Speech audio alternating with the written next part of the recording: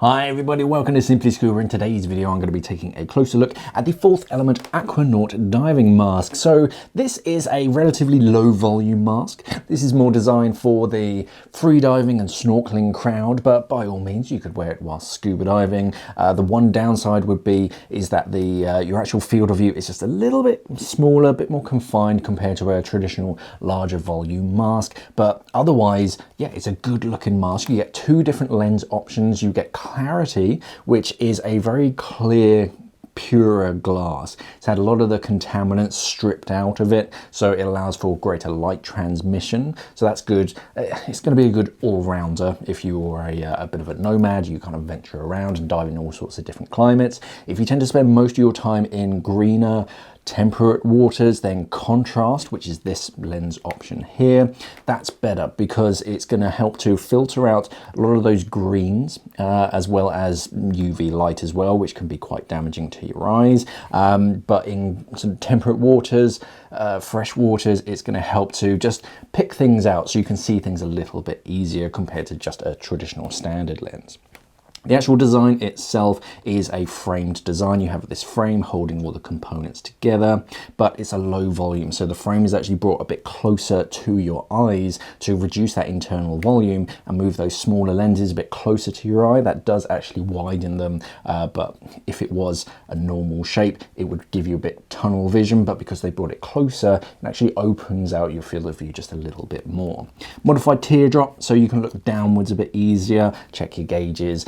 But otherwise, yeah, decent field of view. I don't want to like downsell and make it feel like binoculars or something, but compared to a traditional large framed mask, yeah, you do see the sides a little bit more. On the actual sides, the buckles are actually attached onto the silicone skirt instead of onto the actual frame. This gives you a bit of flexibility because that silicone can bend and flex without articulated joints and things. It allows that buckle just to bend and move and actually fold down flat if you're storing it away inside of a pocket. You have a pinch release mechanism on that. So one-way ratchet strap to tighten it.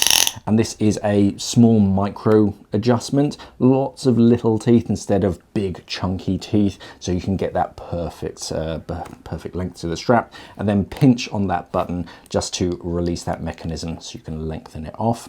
The strap itself is just a traditional silicone strap, nothing overly fancy. That traditional double section that cradles the back of your head and holds it in place.